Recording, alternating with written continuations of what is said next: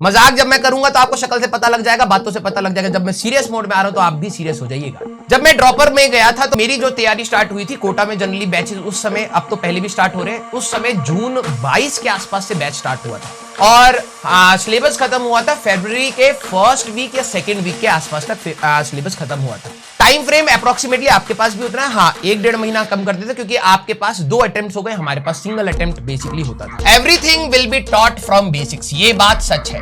कभी भी कोई टीचर पढ़ाएगा ऑब्वियस सी बात है बेसिक से पढ़ाएगा, लेकिन आप सभी लोग ये चीज भूल जाते हैं कि अब आपने एक प्रण लिया है कम टाइम में 11th एंड 12th को क्रॉस करने का। तो आप अब यहां पर आती है आपकी मैच्योरिटी बोलो या सेंसेस बोलो, considering the time frame we है। उस 7-8 महीने में आप लॉजिकली समझना, एक बार मैं आपको रोक के बोलूंगा 7-8 महीने के अंदर, लेकिन अच्छा इंसान वो होगा या समझदार इंसान वो होगा जो कहेगा कि यस सर टारगेट बड़ा है तो मेहनत भी बड़ी होनी चाहिए। जरा ये चीज समझना, टाइम फ्रेम हमारे पास कम है, we all have to maintain a certain speed, क्योंकि आपको आगे का टाइम फ्रेम नहीं पता लगता। आप कहते हैं सर इस टॉपिक को स्लो डाउन करिए, अगर मेरे को लगेगा कि यस वी हैव स्पेस बताना चाहिए बता देते हैं, इंपॉर्टेंट है बता देते। लेकिन अगर कोई छोटी मोटी चीजों पर अगर आप रोकने की कोशिश कर रहे हैं तो बेटा आप मेरे को तो रोक ही रहे हैं, बट आप अपना सिलेक्शन भी रोक रहे हैं, क्योंकि इसी बैच से आपको भी पढ़ना है और सिलेबस हम दोनों को मिलकर खत्म करना है। तो आप सभी लोगों को मैं थ्रू आउट, क्योंकि बीच बीच में आएंगे बच्चे बार बार, ये क्योंकि आज आप सुन रहे हैं, काफी बच्चे नहीं सुन रहे होंगे, बीच बीच में मेरे को यही बोलना होगा, तब आपका सपोर्ट चाहिए होगा। Please have a look of the lecture planner. कई बच्चे ना लेक्चर प्लानर देखते ही नहीं है,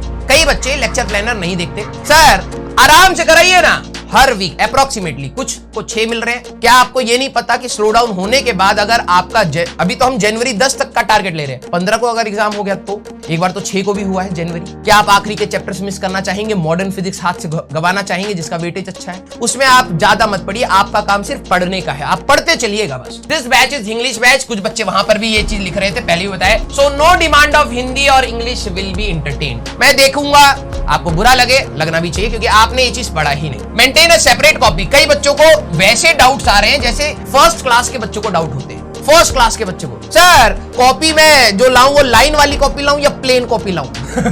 ये सब बकवास नहीं हो चाहिए। तेरे को न्यूज़पेपर भी मिल जाए ना, न्यूज़पेपर पे भी क्वेश्चन सॉल्व करने पड़ेंगे तेरे को अगर सिलेक्शन चाहिए। फिर भी मैं बता रहा हूं भाई, क्लास के लिए अलग, प्रैक्टिस के लिए अलग और टेस्ट के लिए अलग कॉपी मेंटेन करना, क्योंकि इससे फायदा ये होगा कि जब आप क्लास का रिवीजन, कई बच्चे क्या करते हैं क्लास अच्छे से लिखते हैं और बीच में पौ ऐसा गंद फैलाते हैं कि उनको नोट्स पढ़ने का मन ही नहीं करता। नोट्स ऐसे भी नहीं कि भाई फूल पत्तियां बन रही हो, फूल गिर रहे हो, जैसे तुमने खोला ओडोनिल की खुशबू आ रही हो, भाई से तेने फूल बना दिए। ना ना ना ना, ड्रॉपर है भाई साहब, कच्चा खा जाएंगे नोट्स को। वैसे वाले बच्चे बनना है आपको, रूड सेंस में लिखना है भाई, जो हमारे काम की चीज है बस उसी को लिखना है। ये स्टेटमेंट अच्छे बच्चों के लिए था। कुछ बच्चे क्या करते हैं, आज तो क्लास हल्की हुई है तो कॉपी को साइड से मार्क करेंगे, चमकीली टेप लगाएंगे। ना ना ना ना, टाइम नहीं। हमारी ओवरऑल ग्रोथ होगी जब हम अपनी गलतियां पहचानते हैं।